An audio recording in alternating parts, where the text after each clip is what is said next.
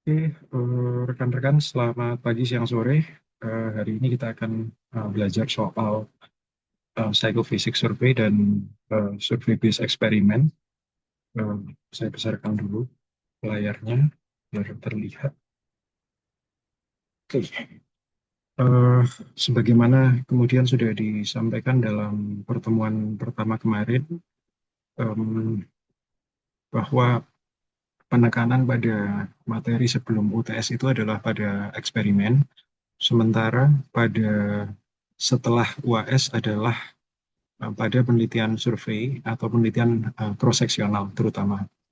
Eh, Pada pertemuan kali ini kita akan sedikit membahas soal sejarah berkaitan dengan kenapa di dalam psikologi eksperimen menjadi pendekatan yang dianggap sebagai golden standard atau pendekatan utama, dan seperti apa biasanya eksperimen-eksperimen dalam psikologi itu dilakukan. Eh, ada beberapa hal yang kemudian akan disampaikan di sini. Yang pertama adalah eksperimen yang berbasis pada eh, pendekatan psikofisik, yang ini sebenarnya dilakukan pada waktu sebelum eh, psikologi lahir sebagai ilmu. Kalau rekan-rekan mungkin sudah belajar soal sejarah aliran psikologi, tentunya hal ini menjadi hal yang sudah familiar untuk kemudian dipelajari sebelumnya, terutama di mata kuliah SAPSI. Namun demikian, selain eh, eksperimen psikofisik, ada juga eksperimen yang kemudian berbasis pada survei base. Umumnya biasanya dilakukan dalam bentuk vignette, eh, atau bagaimana kita menggambarkan satu situasi tertentu.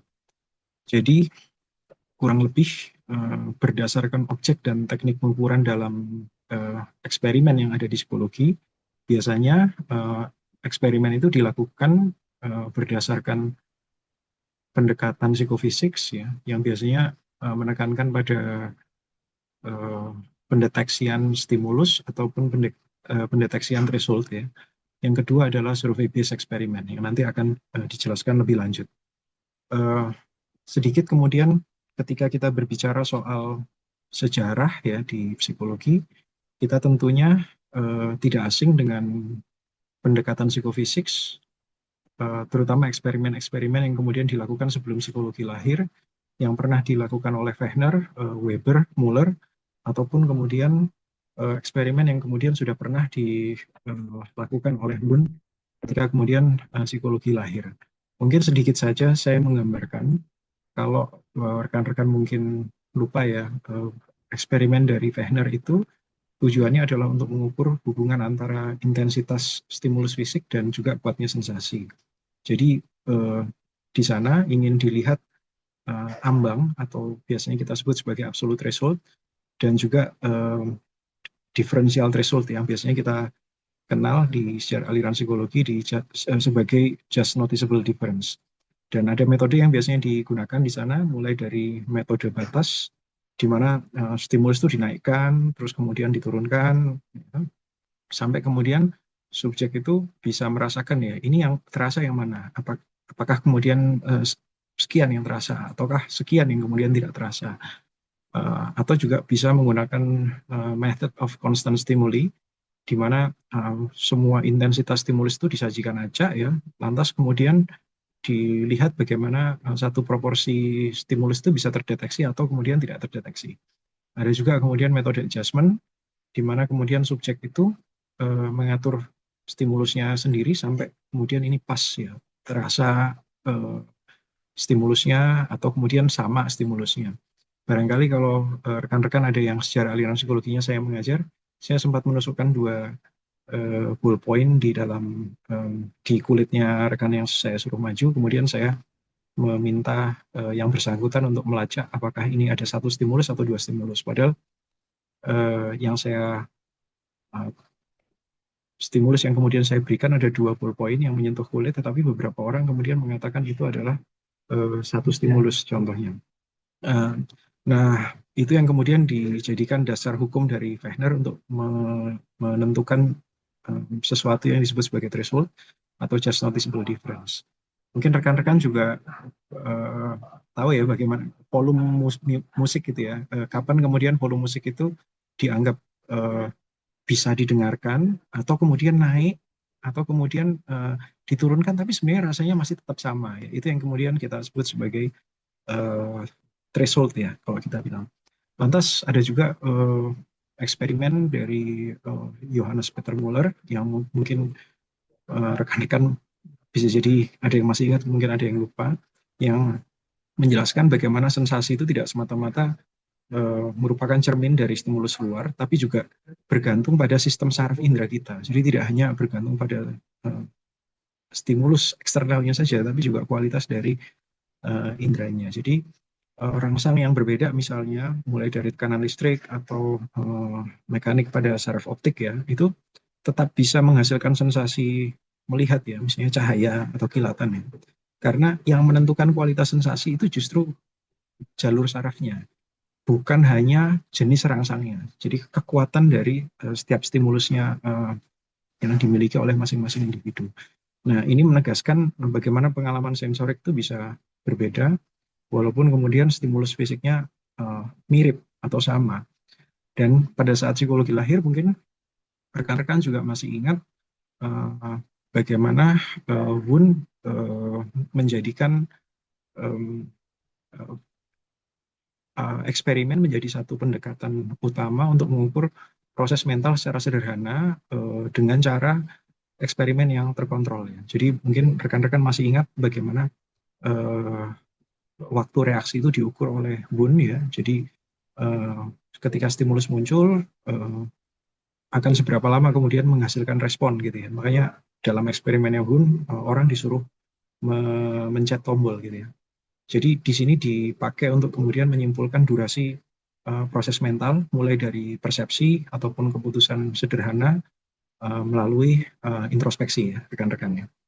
Uh, ada juga yang berhubungan dengan apersepsi dan juga perhatian di mana Wundt juga membandingkan respon saat perhatian itu diarahkan ataupun ketika kemudian tidak diarahkan ya. Jadi ada variasi tugas atau kompleksitas stimulus.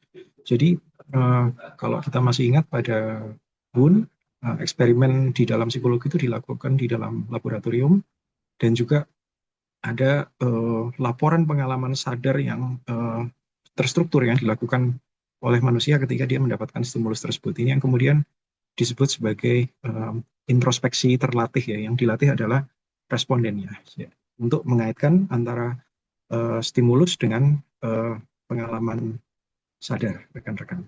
Nah ini sekedar kemudian mengingat apa yang kemudian dilakukan di sejarah aliran psikologi dan kenapa kemudian psikologi sangat menekankan pada pendekatan yang sifatnya positivistik ya, walaupun dia ilmu sosial, untuk mendapatkan uh, pengakuan secara keilmuan sehingga bisa dianggap sebagai sains. Uh, ini kurang lebih bisa dibaca sendiri ya ketika kita bicara soal psikofisik. Psikofisik itu ada sebelum psikologi lahir, lantas kemudian Wundt me- mendeklar ya bahwa segala sesuatu yang berkaitan dengan proses mental termasuk psikofisik itu dianggap sebagai psikologi. Jadi intinya di sini di psikofisik kita belajar soal hubungan fungsional dan saling ketergantungan antara tubuh dan juga pikiran. Nah, konsep utama yang kemudian ada di dalam eksperimen-eksperimen psikofisik adalah penelitian yang berhubungan dengan sensitivitas dan yang kedua adalah threshold. Kita akan bahas dulu yang berhubungan dengan sensitivitas, di mana di sini kita berbicara soal bagaimana kapasitas dari organ-organ reseptor yang kita miliki ya bisa merespon secara selektif dan berbeda terhadap rangsangan fisik. Jadi ada beberapa hal yang biasanya dibahas di dalam sensitivitas. Ada yang kita sebut sebagai absolute sensitivity. Contohnya di sini adalah manusia itu bisa mendengarkan suara ketika frekuensinya adalah 20 sampai 20 ribu hertz gitu ya. Ini kan absolut sifatnya. Jadi di bawah 20 hertz manusia tidak bisa mendengar ataupun 20 di atas 20 ribu hertz manusia juga tidak bisa mendengar. Sementara kalau kita melihat pada intensitasnya, misalnya manusia juga punya kapasitas untuk mendengarkan sampai pada 140 desibel misalnya. Untuk yang kemudian suka musik ya biasanya akan paham dengan ini ya, bahwa biasanya kita bisa menikmati kalau suka sound system gitu ya, mungkin sekitar di antara 90 desibel gitu ya. Di atasnya lagi mulai agak tidak nyaman di sana. Walaupun 90 desibel itu bisa jadi akan sangat noise ya untuk beberapa orang yang kemudian tidak terbiasa. Tapi kalau kita suka mendengar musik rock misalnya, biasanya itu adalah, atau suka melihat konser ya istilahnya, itu adalah yang optimal yang kemudian kita bisa dengarkan. Kemudian ada diferensial ini ya, tapi tolong koreksi saya ya, kalau seandainya ada kesalahan nih berkaitan dengan optimalnya desibel yang kemudian bisa dinikmati oleh manusia. Nah, yang lain adalah berhubungan dengan differential sensitivity. Kita berbicara soal bagaimana kapasitas organisme bisa merespon perbedaan, baik itu secara kualitatif maupun kuantitatif. Nah, di sini kita tidak bicara soal absolute result-nya, ya, tetapi kita berbicara soal kapasitas dari indera-indera sensori kita dalam merespon satu stimulus tertentu. Ini kalau kita berbicara soal sensitivitas. Tadi sebagian sudah saya bahas di slide sebelumnya. Nah, yang lain adalah yang berhubungan dengan threshold. Jadi yang pertama tadi sensitivity, yang kedua adalah threshold. Ya, ini kita berbicara soal ambang batas atau garis yang memisahkan dua level stimulus. Jadi gampangannya begini ya, rekan-rekan itu merasakan kenaikan volume itu ketika dinaikkan volumenya berapa. Kalau misalnya mendengarkan sound system di mobil, ketika dinaikkan dari 15 ke 16, sementara ada batas volumenya misalnya di mobilnya adalah 0 sampai 100, bisa jadi 15 ke 16 itu tidak dianggap sebagai sesuatu yang naik gitu ya. Tetapi mungkin 15 ke 20 sudah mulai terasa perbedaannya. Nah, ibarat kata seperti ini juga. Misalnya rekan-rekan saya minta untuk membawa satu buku yang halamannya jumlahnya 200 gitu ya. Kalau saya kemudian hanya memberikan tambahan satu halaman saja, mungkin rekan-rekan tidak akan merasakan seberapa besar threshold-nya, karena hanya satu halaman, dari 200 saya tambah satu. Tapi kalau seandainya saya tambahkan misalnya 40 halaman, mulai terasa, loh ini yang berbeda gitu ya. Ada lagi mungkin yang berhubungan dengan diskon, rekan-rekan. Diskon 50.000 bisa jadi tidak akan memberikan kita apa namanya threshold yang terasa ya, seandainya kemudian barang yang dijual itu harganya misalnya 10 juta. 10 juta cuma diskon 50.000. Wah, itu tidak terasa thresholdnya. Tetapi kalau seandainya rekan-rekan punya barang yang dijual dengan harga 100.000, lantas dijual dengan mendapatkan dengan rekan-rekan kemudian memberikan diskon sekitar 50.000, dari 100.000 diskon 50.000, maka thresholdnya terasa di sana. Jadi kita berbicara soal ambang dua level stimulus ya, kapan itu bisa dirasakan, kapan itu tidak bisa dirasakan. Nah, ada beberapa hal yang kemudian rekan-rekan tadi ya sudah saya jelaskan ya berkaitan dengan absolute threshold. Ini mungkin bisa dibaca sendiri ya. Ini ada di gambar ini juga sesuatu yang kemudian sudah kurang lebih pernah saya praktekkan ketika di materi psikofisik yang berhubungan dengan just noticeable difference. Tidak salah pertemuan ketiga di SAPSI untuk yang mengambil kelas saya. Seberapa rekan-rekan kemudian merasakan dua stimulus dari ballpoint itu dianggap satu stimulus atau dua stimulus, pada jarak berapa yang ada di sana. Nah, contoh yang lain adalah berkaitan dengan frekuensi suara ataupun desibel suara yang kemudian bisa dibedakan oleh pendengaran subjek. Nah, dalam perkembangannya, terlepas kemudian eksperimen-eksperimen psikofisik itu bisa jadi beberapa orang menganggapnya, wah ini sudah jadul sekali ya, lebih dari satu abad dilakukan, karena sejak tahun 1800 fenomena mental itu diteliti dengan eksperimen psikofisik. Apakah kemudian hal tersebut masih relevan ketika dilihat dalam perspektif sekarang? Masih sangat relevan rekan-rekan, karena di saat ini misalnya berkembang namanya UI UX ya, misalnya user experience atau user interface gitu ya. Dan ketika kita ingin mengembangkan misalnya web design, misalnya sesuatu yang misalnya berhubungan dengan desain website yang kemudian bisa lebih mudah untuk atau lebih nyaman ya istilahnya dilihat oleh konsumer dari website tersebut, maka biasanya kita tetap akan menggunakan prinsip-prinsip psikofisik atau pengembangan game misalnya yang lebih user friendly gitu ya. Kita kan pasti harus memperhatikan bagaimana user experience ya dan bagaimana secara mendasar ya setiap stimulus yang diberikan itu akan berpengaruh terhadap pengalaman-pengalaman sensasi persepsi yang kemudian dimiliki oleh pengguna, baik itu pengguna game atau kemudian konsumer dari website.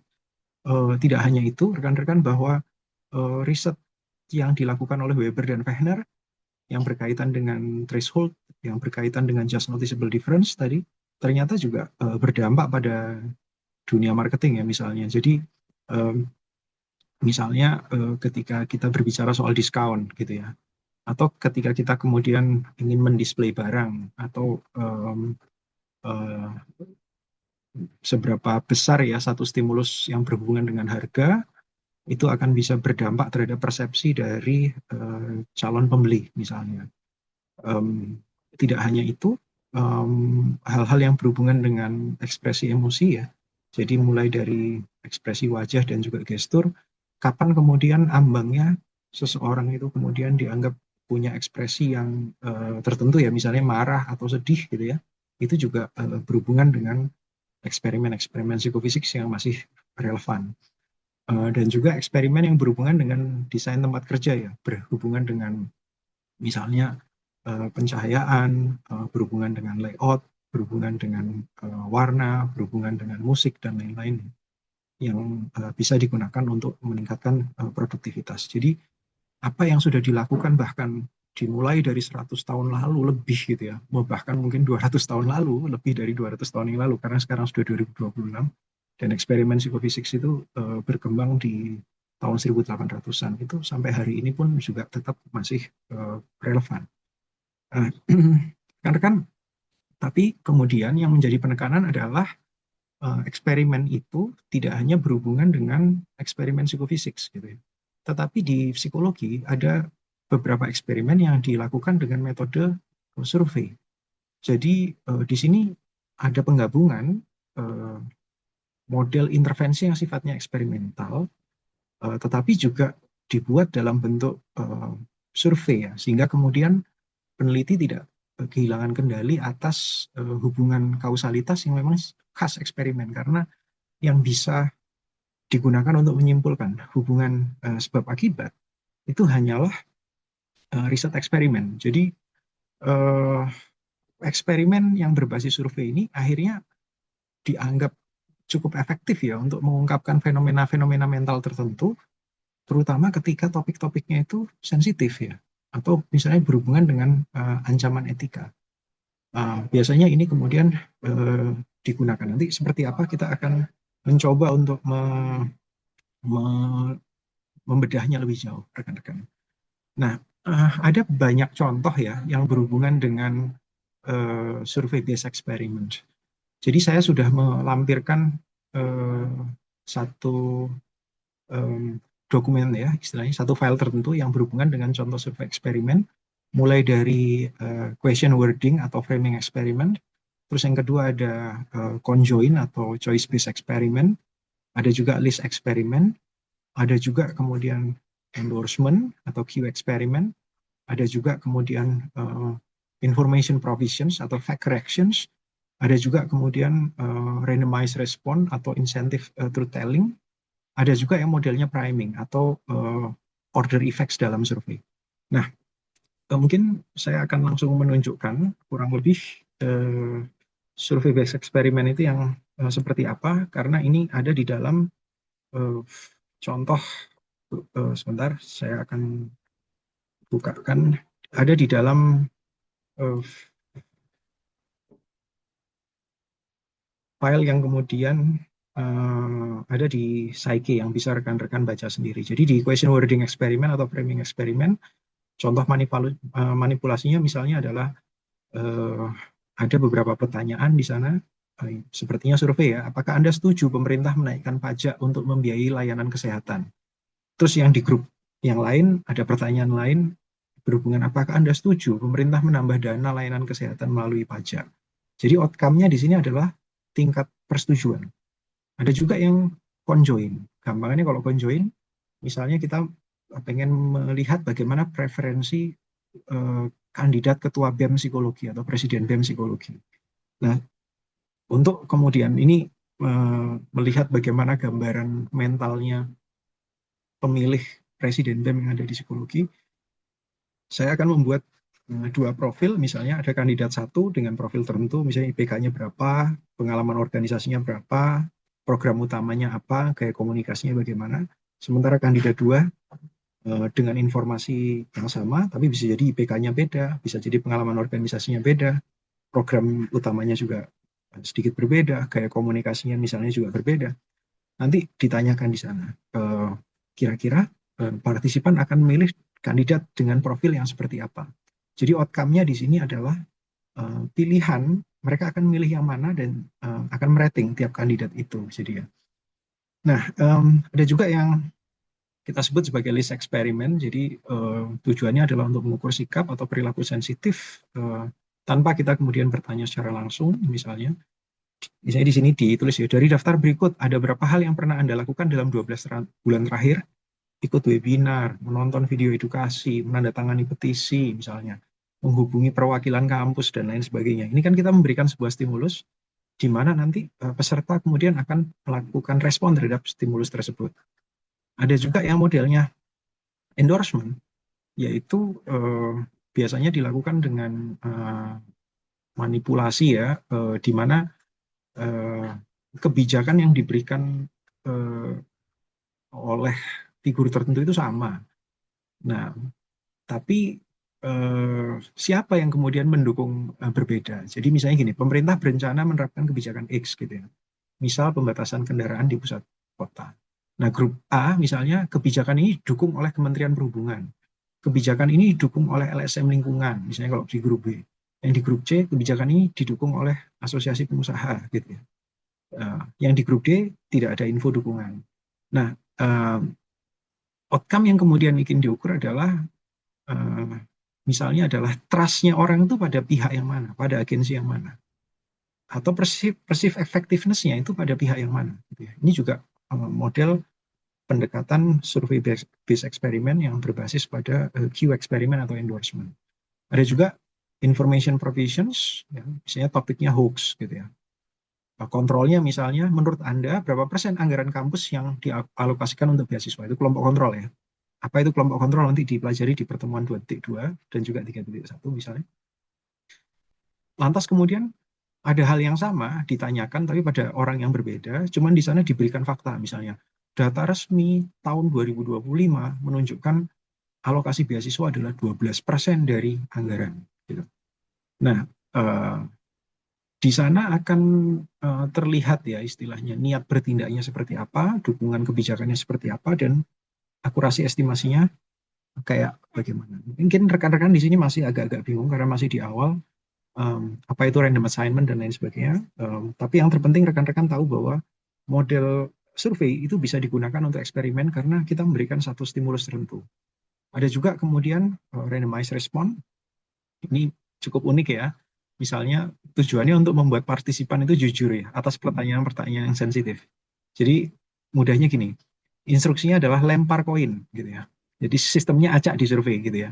Kalau gambarnya, kalau yang keluar adalah gambar, maka jawab ya apapun kondisinya. Tapi kalau keluarnya angka dari koinnya misalnya, jawab jujur gitu. Ini kayak main truth or dare gitu ya. Tapi kita membuatnya dalam mekanisme survei elektronik misalnya. Nah, ketika kemudian yang keluar misalnya angka gitu ya, baru kemudian akan keluar pertanyaan sensitifnya.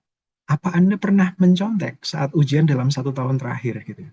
Nah, responden akan menjawab ya atau tidak ya. Sehingga di sini akan kelihatan ya, peneliti bisa estimasi prevalensi dari proporsi ya dan juga probabilitas koin. Ini menarik sebenarnya untuk digunakan di psikologi ya. Bagaimana kemudian sugesti dari permainan truth or dare itu sebenarnya bisa digunakan dalam mekanisme randomized response eksperimen. Jadi biasanya ini punya estimasi yang jauh lebih baik ya, terutama untuk melihat prevalensi dari perilaku-perilaku yang cukup sensitif ya. Jadi lebih aman dari bias sosial. Ada lagi yang kemudian berhubungan dengan priming atau order effect ya dalam survei. Ini beda, priming sendiri, order effect sendiri. Tapi ini juga salah satu metode dalam survei based eksperimen. Jadi ada uh, manipulasi dari urutan blok pertanyaan atau misalnya stimulus singkat ya. Misalnya grup A gitu ya. Ada pertanyaan tentang kondisi ekonomi sulit atau biaya hidup ya, sekitar 3 sampai 5 item. Jadi ada 3-5 item yang berhubungan dengan kondisi ekonomi yang sulit atau biaya hidup yang tinggi gitu ya. Baru kemudian ada pertanyaan, seberapa setuju Anda menaikkan UKT untuk peningkatan fasilitas? Coba kita lihat di sini ya. Pertanyaan-pertanyaan sebelumnya sebenarnya sudah dirancang agar orang bisa punya stimulus tertentu. Itu kenapa kemudian pada banyak kasus ya, priming atau order effects ini dianggap sebagai questions behavioral effect gitu ya. Jadi memang sengaja untuk memberikan pertanyaan-pertanyaan tertentu yang tujuannya adalah untuk membuat orang punya kesadaran atas perilaku tertentu.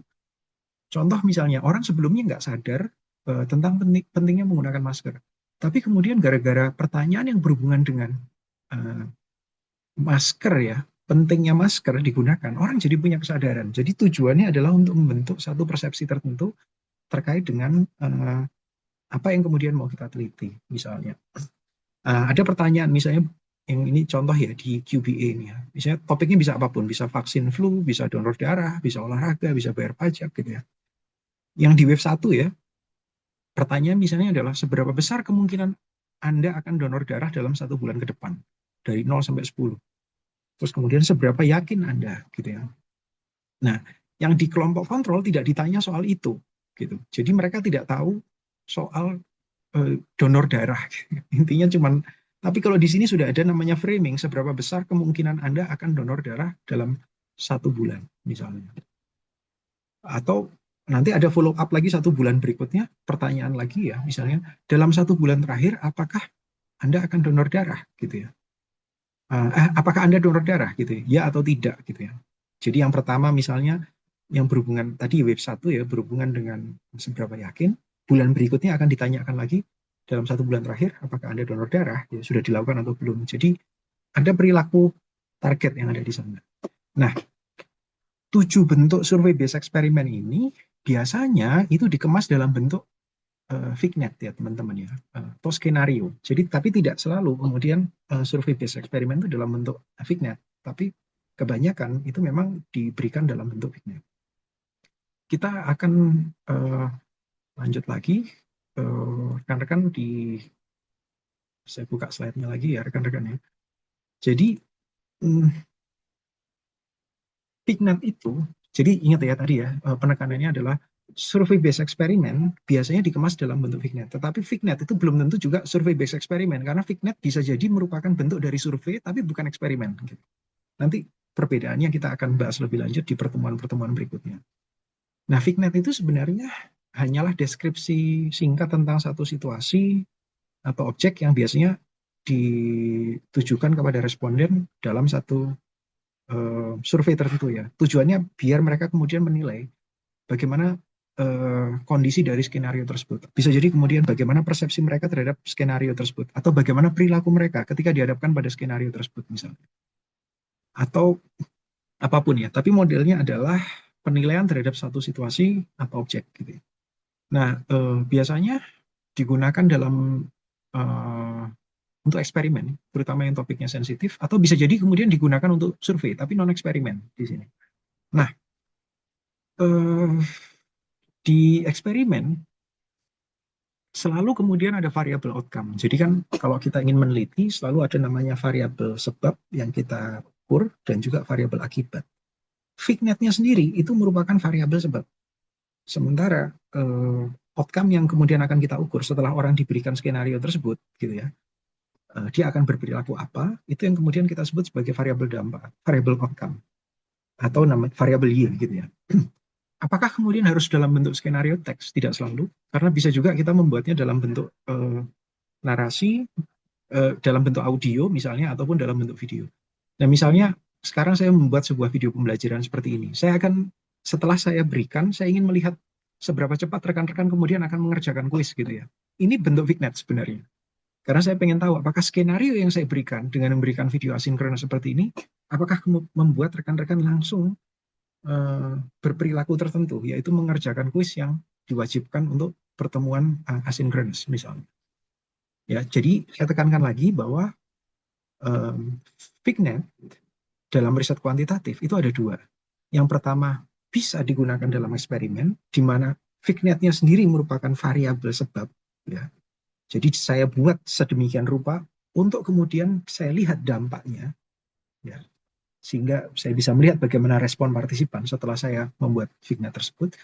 Atau sebenarnya Vignet itu cuma merupakan bagian dari survei potong lintang atau cross-seksional, ya, di mana kita kemudian hanya menyajikan satu kasus, terus responden akan memilih atau menilai atau menjelaskan sesuatu berdasarkan Vignet yang kemudian saya buat. Ya. Nah, kelebihannya, kenapa kemudian kita menggunakan Vignet? Ketika kita melakukan penelitian berbasis eksperimen atau berbasis survei, ingat ya rekan-rekan ya, dua hal ini sangat berbeda. Karena eksperimen itu selalu ada hubungan sebab akibat yang bisa langsung dilihat, sementara kalau survei tidak. Lebih lanjutnya, nanti di kelas berikutnya akan jauh lebih jelas. Pertama begini, kalau kita berbicara soal Vignet, ya, biasanya social desirability-nya akan tidak setinggi kalau kita berbicara berhubungan dengan item-item yang sensitif. Jadi orang lebih nyaman menilai kasus dibandingkan ngomong soal pendapat soal dirinya sendiri. Ambil contoh, ini saya ambil contoh, ada salah satu model survei Vignet ya rekan-rekan ya, bisa dilihat nanti di bagian sini. Sebentar, ini ada alat ukur yang kita sebut sebagai alat ukur CWB. Kita bisa lihat di sini rekan-rekan alat ukurnya CWB.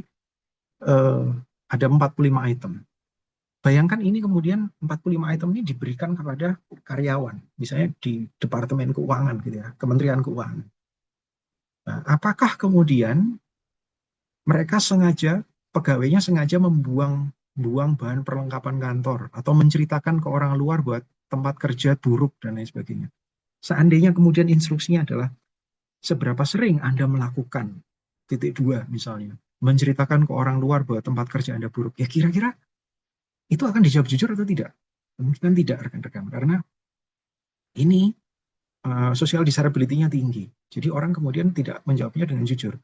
Makanya kemudian dibuat model Vignet, item yang kemudian sudah dibuat oleh spektor tadi, diadaptasi, dimodifikasi, dibuat misalnya gini, di luar kantor, ada rekan yang menceritakan kepada orang luar bahwa tempat kerjanya buruk dan menonjolkan kelemahan organisasi.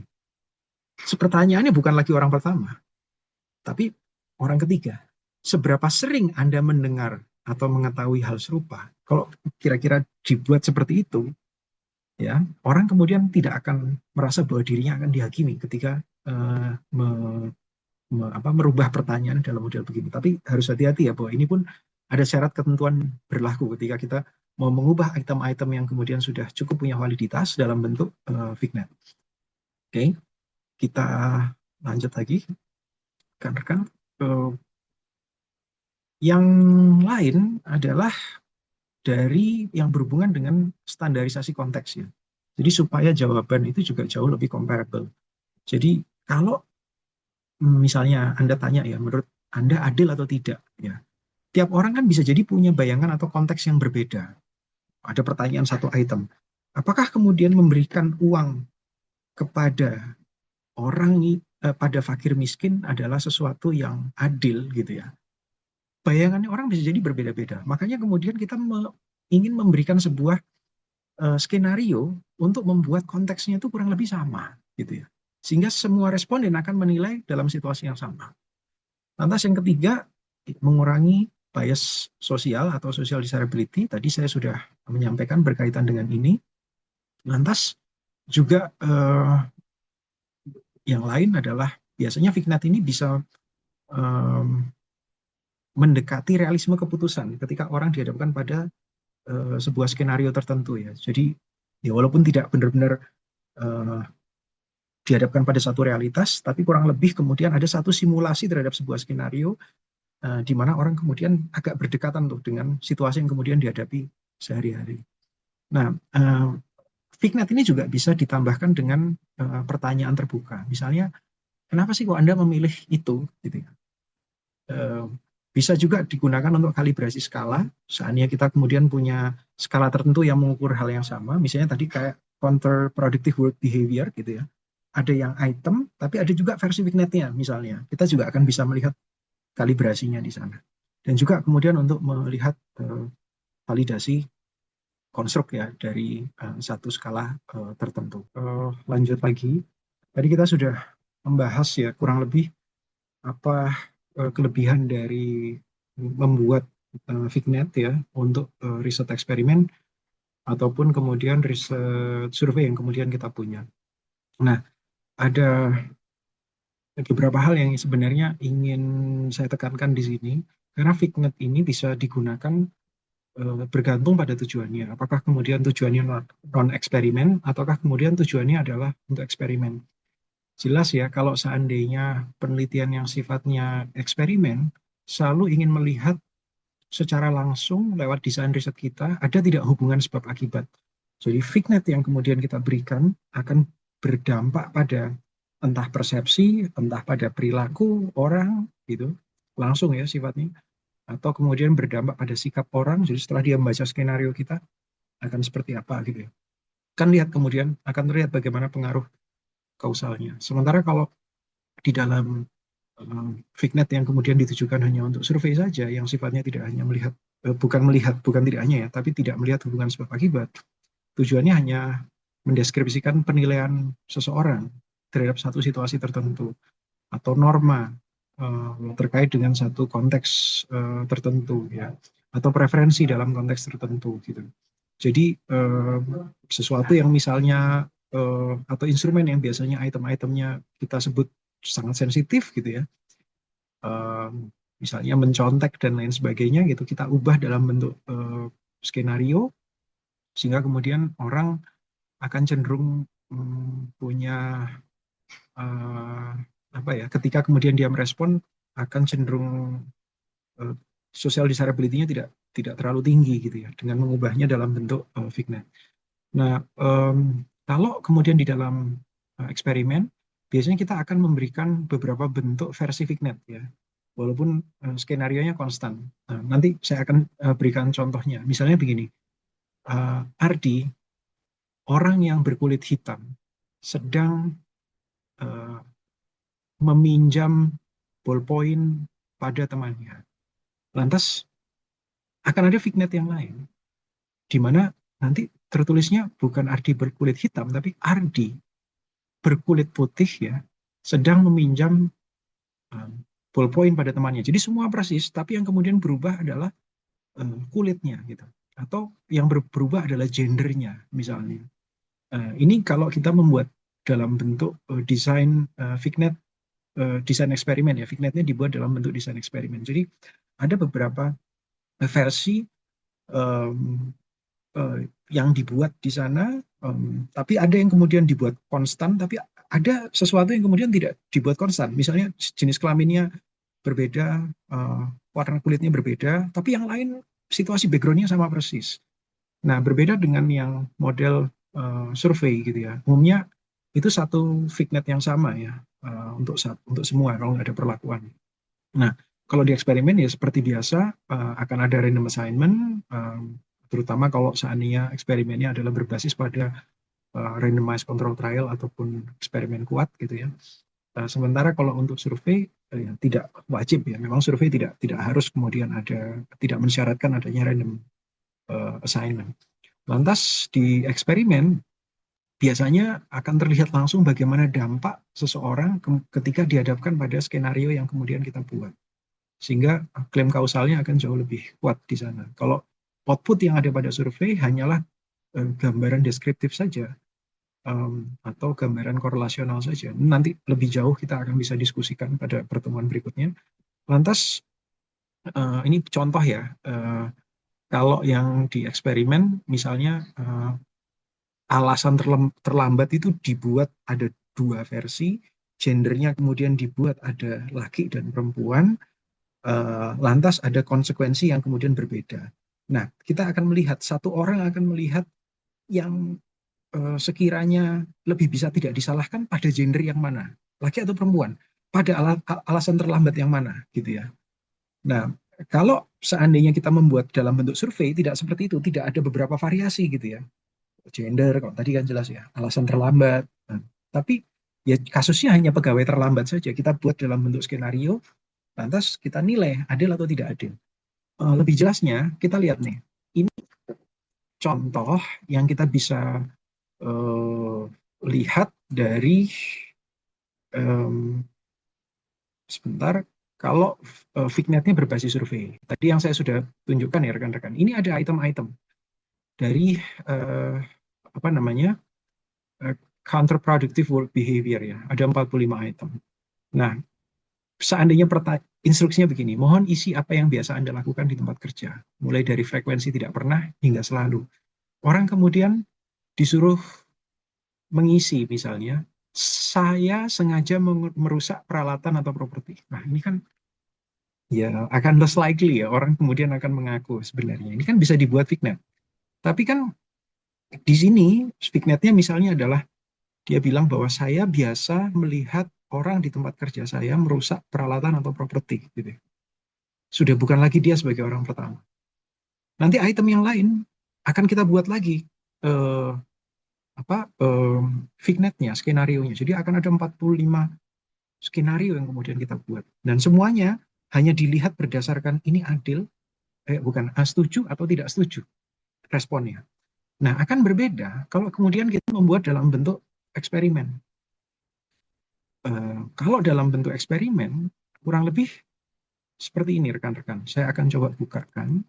Ini adalah, bukan yang ini. Bentuk eksperimen adalah, saya akan bukakan contohnya. Ini adalah Fignet eksperimen rekan-rekan. Coba kita bisa lihat ya. Kita lihat di sini ada satu judul penelitian yang judulnya adalah pengaruh gender, hierarki kekuasaan terhadap persepsi keseriusan seksual harassment, ya. Jadi keseriusan persoalan dari seksual harassment, victim blaming, dan persepsi atas keamanan kerja. Coba kita lihat di sini. Ada beberapa skenario. Jadi tidak hanya satu. Kalau tadi kan hanya satu ya ngomong terbiasa melakukan perusakan peralatan. Setuju tidak setuju gitu ya. Hanya dirubah kemudian skenario orang ketiga gitu. Kalau ini enggak. Jadi misalnya pelakunya akan, karena di sini judulnya pengaruh gender, maka kita lihat di sini akan ada dua gender yang berbeda, A1 sama A2, kita lihat ya. Yang satunya adalah eh, Budi ya, sebagai pelaku ya. Sementara dan korbannya adalah perempuan, sementara di skenario yang lain adalah pelakunya adalah perempuan, korbannya laki-laki. Semua skenarionya dibuat mirip. Jadi kita lihat di sini misalnya. Di sebuah rapat, Budi, manajer tim, memberikan umpan balik pada Sari. Ya, saat peserta lain bersiap bubar, Budi berkata, kamu kelihatan makin cantik akhir-akhir ini. Gaya rambut barumu cocok banget. Sambil menepuk bau Sari dan tangannya. Bertahan beberapa detik. Sari tampak kaku dan bergeser menjauh. Beberapa rekan kerja melihat kejadian itu. Tidak ada tindak lanjut kebijakan yang langsung dilakukan saat itu. Lantas skenario yang lain sama persis, tapi yang berubah hanyalah gendernya. Di sebuah rapat mingguan, Sari, manajer tim, memberikan umpan balik kepada Budi, analis junior. Saat peserta lain bersiap bubar, Sari berkata, kamu kelihatan makin ganteng akhir-akhir ini. Gaya rambut barumu cocok banget. Sambil menepuk bau Budi dan tangannya bertahan beberapa detik. Budi tampak kaku dan bergeser menjauh. Beberapa rekan kerja melihat kejadian itu, tidak ada tindak lanjut kebijakan yang langsung dilakukan saat itu. Coba kita lihat, semuanya skenario-nya sama persis settingnya. Yang berbeda hanyalah gender pelaku dan juga orang yang dipersepsikan sebagai korban. Nah, di bawah kemudian akan ada pertanyaan berkaitan dengan ini. Perilaku pada skenario ini serius, misalnya perilaku seksual harassment-nya. Insiden ini bukan hal sepele di tempat kerja. Kejadian ini memerlukan perhatian segera dari organisasi, misalnya. Nah, nanti peserta akan melihat ya, ada tidak perbedaan persepsi keseriusan ketika pelakunya perempuan atau pelakunya laki-laki. Ini yang kita sebut sebagai eksperimen, gitu ya. Semuanya dibuat konstan, tapi ada satu variabel yang sekiranya bisa terbedakan. Misalnya contohnya gender tadi. Yang kalau variabel Y-nya berbeda, misalnya victim blaming ya. Korban ikut bertanggung jawab atas situasi ini. Seandainya korbannya perempuan gimana? Terus kalau diberikan skenario yang lain, kalau korbannya laki-laki gimana? Korban mungkin memberi sinyal yang salah. Kalau korbannya laki-laki gimana? Kalau korbannya perempuan gimana? Jangan-jangan berbeda tuh secara persepsi victim blaming. Misalnya kalau pertanyaan riset utamanya berkaitan dengan lingkungan kerja yang tidak aman, akan dilihat perilaku ini menciptakan lingkungan tidak aman. Nah, setuju atau tidak setuju? Gimana kalau itu laki? Dan gimana kalau itu perempuan? Insiden seperti ini mengurangi rasa aman karyawan, misalnya. Kejadian ini mengganggu kenyamanan bekerja. Jangan-jangan 9 pertanyaan ini akan dipersepsikan berbeda ketika pelakunya adalah laki-laki atau ketika pelakunya adalah perempuan. Ya, dan korbannya berlawanan misalnya. Bisa jadi ketika kemudian pelakunya adalah perempuan, justru ada persepsi yang cenderung dianggap berbeda. Ada mungkin beberapa yang patriarkis akan menganggap bahwa ya biasalah laki-laki seperti itu. Kalau perempuan yang tidak biasa. Ini yang kemudian kita ingin lihat. Jadi ada satu variabel yang berhubungan dengan gender yang divariasikan, tapi skenario-nya sama. Kalau disurvei tidak satu item, kita bikin satu skenario Fignet, langsung segera dinilai di sana. Nah, rekan-rekan, ini ada beberapa contoh di Fignet ya. Ada skenario A, skenario B ya. Ada kemudian skenario C. Skenario B misalnya adalah kalau tadi berhubungan dengan apa namanya? Laki dan perempuan, yang skenario B misalnya berhubungan dengan apa, rekan sejawat dengan rekan sejawat misalnya. Jadi rekan sejawatnya yang kemudian mengirimkan satu sinyal seksual harassment tertentu. Jadi bukan atasan bawahan, bisa dibaca sendiri. Lantas bagaimana kalau seandainya itu terjadi pada klien dan lain sebagainya. Tapi rekan-rekan, dari 6 skenario ya, tapi dari 3 variabel yang ada di sini kan gender, ada juga hierarki hubungan atasan bawahan atau dengan teman sejawat, ada juga kemudian dengan mitra gitu ya. Ini ada agak problematik. Ini yang kemudian akan jadi penugasan rekan-rekan nanti di penugasan 3.2, tapi bisa mulai dipikirkan dari sekarang. Persoalan dari 6 skenario yang tadi kita sampaikan, itu konstansinya berbeda. Apa itu konstansi? Ini yang nanti kita akan bahas di pertemuan 2.2, 3.1, 3.2, 4.1. Ya. Ini yang akan kita bahas. Karena kalau seandainya kemudian skenario-nya berbeda, padahal kita ingin mengukur hal yang kurang lebih sama, ini pasti akan problematik. Kita lihat ya, ada sesuatu yang kemudian tidak konstan ketika kita ingin membuat satu penelitian saja yang berhubungan dengan gender dan hierarki kekuasaan. Yang versi A ya memang berbicara soal gender, tapi ketika kemudian diberikan pada versi B yang berhubungan dengan subordinasi ya, itu siapa sesama rekan kerja. Kalau yang di atas kan ada subordinasi antara atasan bawahan. Skenario udah berubah. Nah, ini agak problematik di eksperimen. Nah, ini yang nanti akan diputuskan oleh rekan-rekan ya, kira-kira konsekuensinya apa kalau seandainya skenario-nya nggak konstan seperti ini. Nah, mudah-mudahan bisa dibayangkan ya Fignet itu seperti apa ya rekan-rekan. Kita lanjut lagi di bagian ini ya rekan-rekan, sehingga saya berharap ini lebih bisa dibayangkan sekarang kalau kita berbicara soal Fignet. Nah,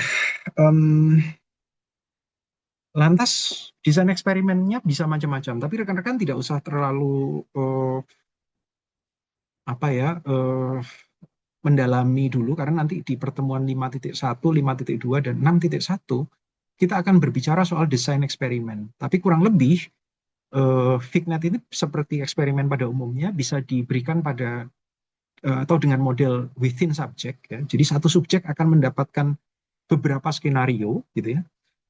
Ada yang dibuat dalam bentuk between subject, ya. Jadi skenario A akan diberikan pada sekelompok partisipan tertentu, anggaplah kemudian itu kelas A, gitu ya. Sementara skenario B akan diberikan pada kelas tertentu. Jadi orang yang mengisi berbeda. Gampangannya, kalau yang tadi ada yang membedakan berdasarkan gender, ya rekan-rekan, ya. Jadi ada yang kemudian diberikan hanya untuk misalnya kelas IUP ini akan saya berikan kasus yang gender pelakunya laki-laki. Sementara kelas reguler yang kelas E yang kebetulan jumlahnya hampir sama dengan IUP ini akan saya berikan yang pelakunya adalah perempuan misalnya. Jadi kan jelas ya, subjeknya berbeda. Itu yang kita sebut sebagai between subject. Atau modelnya desain campuran. Jadi akan ada model within sekaligus between subject. Ya, nanti ini akan dijelaskan bagaimana model within dan between subject pada pertemuan 5.1 sampai dengan 6.1. Yang ini nanti akan menjadi bagian dari tugas besar, ya, salah satu tugas besar pada waktu UTS, rekan-rekan.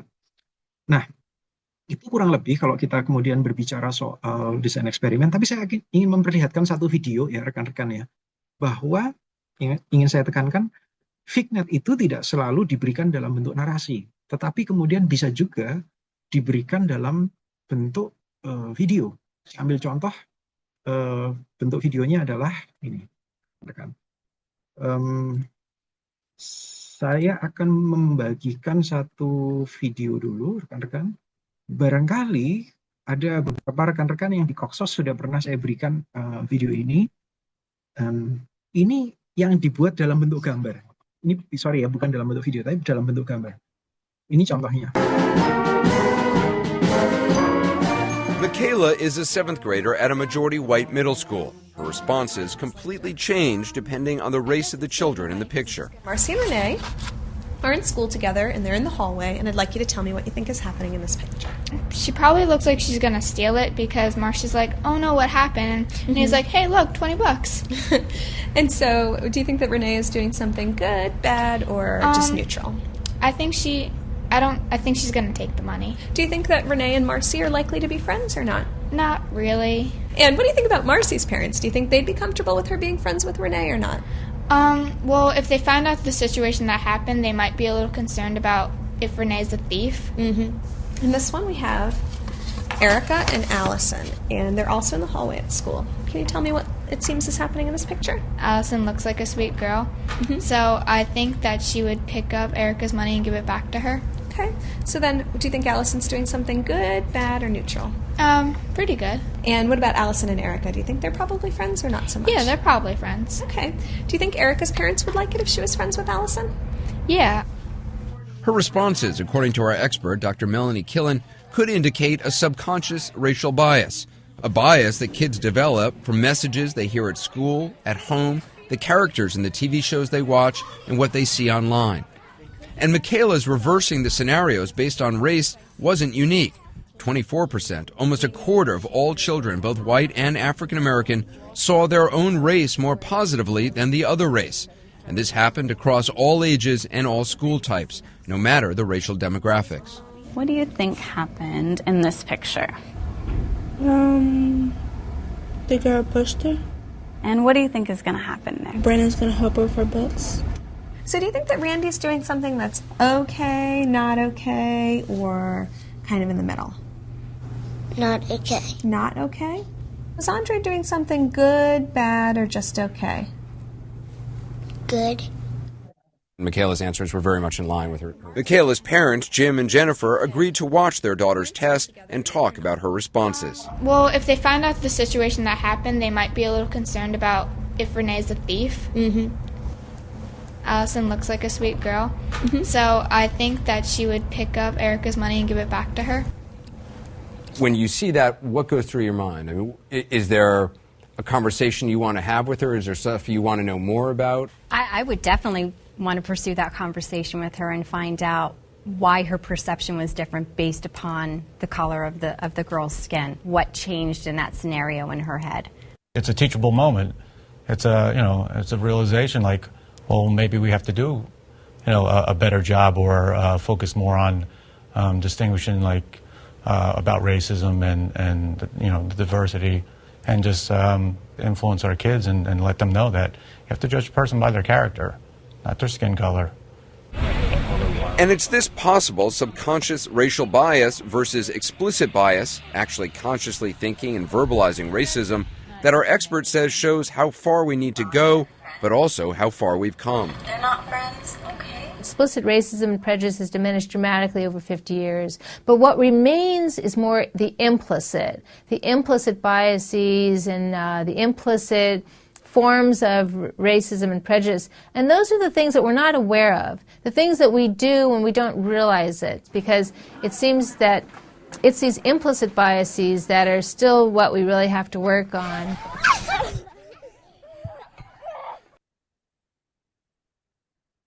Oke ya, rekan-rekan, saya pikir tadi adalah salah satu contoh ya, bagaimana kemudian Fignet itu bisa diberikan dalam bentuk gambar gitu ya. Jadi tidak selalu kemudian diberikan dalam bentuk yang sifatnya skenario teks gitu ya, atau narasi.